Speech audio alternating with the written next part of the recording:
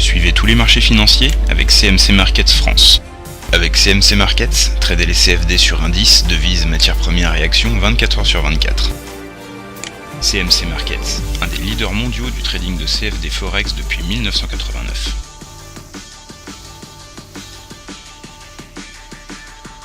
Salut, c'est Trado. Voilà, vidéo de mise à jour pour l'indice parisien.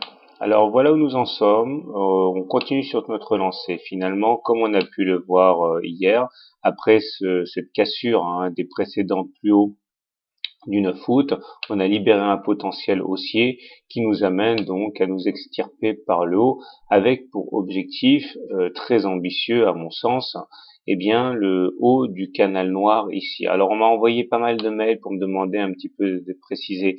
Regardez, on avait un canal ici dans lequel nous avons évolué et effectué des rotations, et la théorie des canaux dit que si on casse un canal par le haut ou par le bas, il suffit de reporter l'amplitude, la largeur du canal soit au-dessus, soit en dessous pour avoir un nouvel objectif. C'est ce que j'ai fait ici en traçant ce nouveau canal noir qui invite les cours à aller chercher les 3650, et cet objectif est valable tant qu'on ne repasse pas en dessous de la base du canal, autrement dit tant qu'on ne réintègre pas l'ancien canal. Voilà pour la petite précision.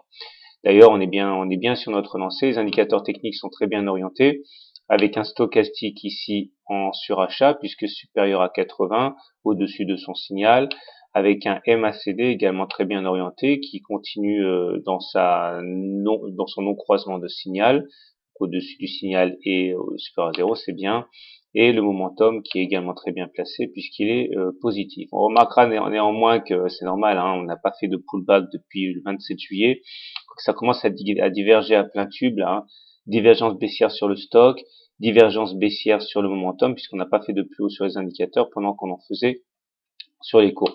Dans ces conditions, c'est-à-dire lorsque MACD et stochastique sont supérieurs à leur signal, normalement on va chercher la Bollinger supérieure. Et bon, ça voudrait dire aller chercher les 3600. Pourquoi pas. Alors, j'ai également quelque chose à rajouter par rapport à tout ça. Oui, au niveau des Fibos, là aussi je réponds à un mail privé. Regardez, là, l'avantage de tracer des Fibos, c'est que ça donne des objectifs. Ça donne des objectifs de baisse. C'est-à-dire, on peut envisager d'acheter sur les 23,6%, sur les 38,2%, etc. Mais ça donne aussi des objectifs de hausse. En l'occurrence, ici, lorsqu'on a retracé 23,6% de Fibos, ou 38, et qu'on casse ensuite à la hausse les Fibos, ça nous donne pour objectif de rallier le même chemin parcouru à l'intérieur des Fibos qu'à l'extérieur des Fibos. Concrètement, voilà le chemin parcouru à l'intérieur des Fibos, le niveau de 23,6%.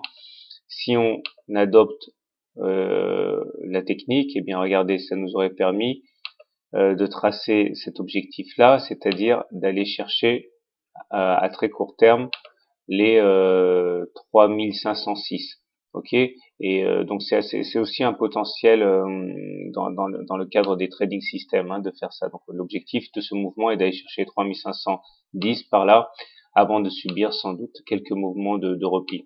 Les ennemis principaux de l'évolution en cours sont le fait que nous n'avons pas visité la M20 maintenant depuis encore une fois le 27 juillet, ça fait un petit moment, on n'a pas eu notre pullback, le pullback aura lieu à un moment ou un autre, ça c'est sûr. Donc aller chercher la Bollinger supérieure, pourquoi pas, mais je ne sais pas si on va pouvoir aller la chercher avant de faire notre petite consolidation sur la M20. Alors du côté de l'hebdo, c'est très intéressant, comme vous pouvez le voir.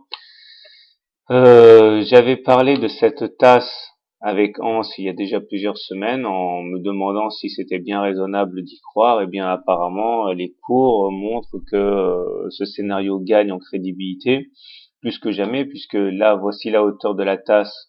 Eh bien ça reporté au-dessus de la ligne d'eau, ça nous donne pour objectif les 3680.